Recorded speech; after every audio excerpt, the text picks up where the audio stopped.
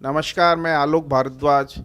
आज मैं पुनः डॉक्टर तरुण कोठारी, जो कोरोना लॉकडाउन काल में एक क्रांतिकारी की तरह से प्रकट हुए हैं। डॉक्टर तरुण कोठारी देश के प्रथम एमबीबीएस एमडी डॉक्टर हैं, जो मार्च से सोशल मीडिया द्वारा सभी देशवासियों को कोरोना के प्रति जागरूक कर रहे हैं कि कोरोना एक नॉर्मल वायरस है।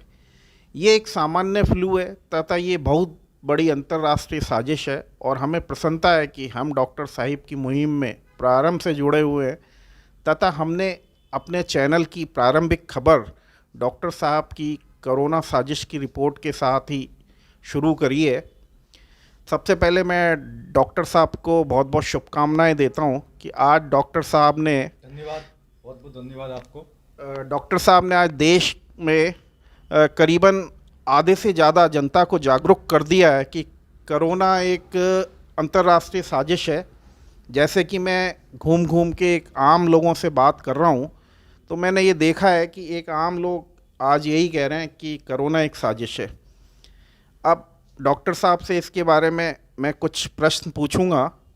मेरा एक सबसे पहला प्रश्न है डॉक्टर साहब से कि डॉक्टर साहब, आपने इसको जो कोरोना साजिश करार दिया है सोशल मीडिया पे, आपने इसकी किस तरीके से जांच इन्वेस्टिगेशन करके इसको अंतर्राष्ट्रीय साजिश बताया, इसके बारे में बताइए। मैं बेसिकली ये बात पुरानी है। 2009-2010 में स्वाइन फ्लू आया था और डब्ल्यूएचओ ने उस स्वाइन फ्लू को पैंडेमिक घोषित किया था। तो maybe as a doctor मुझे भी लगता था शायद पैंडेमिक डब्ल्यूएचओ घोषित कर रहा है तो डब्ल्यूएचओ ठीक कर रहा होगा। हमने भी इसको पैंडेमिक माना और उस टाइम पे पूना शहर में कुछ लॉकडाउन लगा। तो ये पूरी दुनिया में उस समय यूरोप में, अमेरिका में ऐसा ही माहौल था जैसा आज भारत में माहौल है। यूरोप, अमेरिका ऐसा ही बंद था, लॉकडाउन था। तो उस वक्त उसके बाद हमें भी लगा कि चलो ठीक है, महामारी थी जो उन देशों में आई, हमारे यहाँ नहीं आई। लेकिन फिर मैंने राजीव दीक्षित जी के कुछ वीडियो सुने उसके बाद। तो उनने जो बातें बताई, उस बातों को मैंने गहनता से अध्ययन किया। अध्ययन करके मैंने उनको चेक किया। साल, 2 साल, 3 साल तक मैं इस रिसर्च करता रहा कि भाई ये स्वाइन फ्लू वास्तविक महामारी थी या डब्ल्यूएचओ ने झूठ बोला। तो हमें मालूम चला कि एक PACE, parliamentary assembly council of Europe ने इसकी जांच की और उसने बताया कि ये फर्जी महामारी थी और डब्ल्यूएचओ झूठ बोल रहा है। डब्ल्यूएचओ का षड्यंत्रकारी संबंध है वैज्ञानिकों के साथ में और फार्मास्यूटिकल कंपनी के साथ में। तो 2013-14 तक आते आते मुझे ये बात समझ में आ गई कि ये जो थी ये महामारी नहीं थी, ये पूरी दुनिया को बेवकूफ़ बनाया गया। और चूंकि भारत के लोग उसमें शामिल नहीं थे तो भारत के लोगों को इतनी बात समझ में नहीं आई। लेकिन अंतर्राष्ट्रीय स्थिति को देख करके डब्ल्यूएचओ के बारे में एक दिमाग में स्थिति क्लियर हो गई कि डब्ल्यूएचओ एक षड्यंत्रकारी संस्था है और उसको हमें विश्वास नहीं करना है। तो जब ये 2019 के अंदर ये चाइना में बात शुरू हुई और डब्ल्यूएचओ की और चाइना की तनातनी की जो खबरें आ रही थी, उससे मुझे बात समझ में आ गई कि अब डब्ल्यूएचओ ने नया खेल खेला है और इस बार उनका लक्ष्य चाइना है। ये मुझे लगा कि उनका लक्ष्य जो है वो चाइना है और थोड़ा बहुत यूरोप, अमेरिका भी साथ में हो गई, क्योंकि अगर वो अंतर्राष्ट्रीय नहीं बताएंगे तो ऑटोमेटिकली लोग कहेंगे एक ही देश में हो रहा है, आपके यहाँ क्यों नहीं हो रहा है। बिल्कुल। लेकिन चाइना बड़ा ही मास्टरमाइंड निकला और खुद को बाहर निकाल दिया उसने और ले दे के फंस गया हमारा देश, है ना। हमारा देश फंस गया और हमारे देश के प्रधानमंत्री जी ने एक के बाद एक लॉकडाउन की घोषणा करते रहे और देश की अर्थव्यवस्था आप देख रहे हैं -24% तक चली गई है। बिल्कुल। तो वहाँ से जो एक यात्रा शुरू हुई डब्ल्यूएचओ के बारे में, वो हमारी यात्रा पहले ही से ही क्लियर हो गई थी कि मैं बीच में आपको टोकूंगा। हाँ जबकि आपको मालूम है चाइना दुनिया का ऐसा देश है जो लॉकडाउन के बाद भी 7+ उनकी GDP ग्रोथ चली गई है पूरी दुनिया में, और सबकी माइनस में जा रही है। देखिए, चाइना में जो लॉकडाउन हुआ, पहली बात तो वो आधा अधूरा लॉकडाउन था, ऐसा लॉकडाउन नहीं हुआ। वो भी एक शहर में हुआ, वुहान शहर में। पूरे चाइना में कहीं लॉकडाउन नहीं हुआ। मान लीजिए भारत के किसी शहर में, सूरत में या राजकोट में लॉकडाउन हो जाता, है ना, वो भी 70-80 दिन का, तो क्या पूरी देश की इकोनॉमी गिरती? नहीं गिरती। उन लोगों ने कितनी समझदारी से काम लिया कि एक शहर को दिखाने के लिए लॉकडाउन कर दिया कि डब्ल्यूएचओ की बात मान ली हमने, यहाँ पर निकला था, यहाँ पर कुछ केस हुए थे, यहाँ बंद कर दिया। क्या आप कह सकते हैं कि एक वायरस जो हिंदुस्तान के हर शहर में चला गया है, हर कस्बे में चला गया, हर गांव में चला गया है, सरकार के हिसाब से, वो चाइना में एक शहर से बाहर निकला ही नहीं? ये संभव कैसे है? बिल्कुल तो सही उन कह लोगों रहे ने उन लोगों को पता लग गया कि डब्ल्यूएचओ गेम खेल रहा है, तो उन गेम से खुद को बचा लिया। और एक छोटा सा शहर में, वुहान कोई बहुत बड़ा शहर नहीं उनका, तो 1 करोड़ की जो आबादी है वुहान की, उसमें उन लोगों ने थोड़ा सा लॉकडाउन करके दिखा दिया। अब भारत के लोग नहीं समझ पाए, भारत की सरकार नहीं समझ पाई, या तो नहीं समझ पाए या उस षड्यंत्र में शामिल हो गए। कोई न कोई इसमें के पीछे बड़ा गेम है, वो गेम क्या है वो तो आगे आने वाले समय में पता चलेगा। लेकिन ये कोरोना एक सामान्य फ्लू है, ये अंतर्राष्ट्रीय षड्यंत्र है, साजिश है। मैंने आपको कह रहा हूँ कि जो टेस्टिंग है वो टेस्टिंग गलत है ना? जो आपका दवाई दी जा रही है वो दवाई गलत है। कोई टेस्टिंग के बारे में बताइए थोड़ा सा। टेस्टिंग बिल्कुल गलत है। टेस्टिंग 2% से लेकर 40%, 50% तक गलत रिजल्ट है। यानी कि आपको रैंडमली टेस्ट करोगे तो सबको पॉजिटिव आ जाएगा। इसके साथ में कई जगह पर फलों पे पॉजिटिव आ रहा है, पानी में पॉजिटिव निकल रहा है। इससे आप समझ सकते हैं कि कितना बड़ा गेम चल रहा है। फिर आपको डर का माहौल है, डरा कर रखा हुआ है। मास्क आपको पहना रखा है, मास्क पहनने से आपकी जो है इम्यूनिटी डाउन वैसे हो जाती है। मास्क के बारे में बताइए। जो मास्क में डॉक्टर साहब, मास्क पे इतना जुर्माने लग रहे हैं, दिल्ली में भी देख रहा हूँ मैं, पूरे भारत में जुर्माने लगाए जा रहे हैं। मास्क के बारे में थोड़ा सा जल्दी से बताइए कि आपने जैसे मास्क के लिए भी पहले बताया था।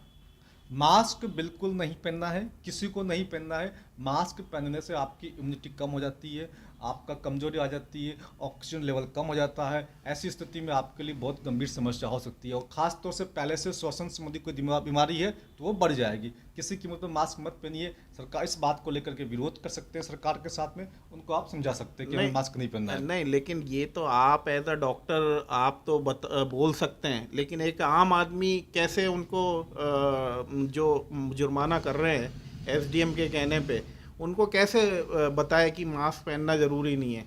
नहीं, देखो, इसमें आपको समझना होगा।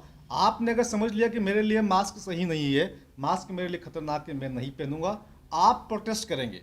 ये प्रोटेस्ट आप सोचिए, महात्मा गांधी जी ने प्रोटेस्ट किया था।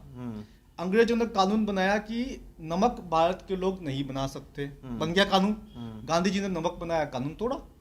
तो ये कानून तोड़ना पड़ेगा आपको। उनको बोलना पड़ेगा भैया मैं मास्क नहीं पहनूंगा। वो बोलेंगे जी आपको जेल में डालेंगे, तो आप बोले ठीक है मुझे जेल में डालो, अरेस्ट करो, मास्क नहीं पहनूंगा। तो कितने को जेल में डालेंगे? कितने लोगों को क्या पूरी जेल भर देंगे लोग? और भर देंगे तो भरने दो। अगर जेल भर जाएगी तो ऑटोमेटिकली उनको समझ में आएगा कोई जनता जो है इसको लेकर विद्रोह की स्थिति में। नहीं, इसमें भी ऐसा हो रहा है दिल्ली के अंदर कि जो सिविल डिफेंस वाले हैं वो तो 500 रुपये का जुर्माना कर रहे हैं, लेकिन आप अगर 188 का पर्चा भरते हैं, एसडीएम के सामने पेश होते हैं, तो आपको मात्र 50 रुपये का जुर्माना होता है। लेकिन उसके अंदर वो ये डराते हैं पुलिसकर्मी कि आपको 1 दिन तक लॉकअप में रहना पड़ेगा, सुबह से रात तक। आप बोलो 1 दिन की जगह 10 दिन रखो लॉकअप में, मैं मास्क नहीं पहनूंगा। ये बोलो उनको, आपको ये बोलो 1 दिन को छोड़ो, मुझे 10 दिन अंदर रखो, मैं मास्क नहीं पहनूंगा। आपको ये आपके अंदर दिलेरी होनी चाहिए ना, ये क्षमता आपके अंदर होनी चाहिए कि आप विरोध कर सको गलत चीज का। कानून का विरोध करना जरूरी है। अगर कानून गलत है तो ये विरोध आपको करना चाहिए, प्रत्येक व्यक्ति को करना चाहिए। अगर सब लोग बोलेंगे भैया ठीक है भैया लॉकअप पर डाल दो हमको, तो लॉकअप तो बढ़ जाएंगे उनके। इतने लॉकअप कहाँ उनके पास में है? एक पुलिस वाले का कितने लॉकअप होते हैं? तो आपको विरोध करना पड़ेगा, ये बात कहनी पड़ेगी कि हम मास्क नहीं पहनेंगे, नहीं पहनेंगे, नहीं पहनेंगे। ये आपके ऊपर निर्भर करता है। अच्छा डॉक्टर साहब, मेरा दूसरा प्रश्न, आपने 2 अक्टूबर को जो राजघाट पे विरोध प्रदर्शन किया था कि ये एक अंतर्राष्ट्रीय साजिश है कोरोना, वो मैंने देखा बड़ा प्रभावकारी रहा आपका। अब आपका दूसरा आगामी विरोध प्रदर्शन कब और कहाँ से आप करने जा रहे हैं इसके बारे में, अंतर्राष्ट्रीय साजिश के लिए? देखिए, अभी हम अपनी टीम से बात कर रहे हैं और टीम से बात करके एक डेट बहुत जल्दी आपको बता देंगे। मेरे ख्याल से 1-2 दिन में इसकी घोषणा हो जाएगी।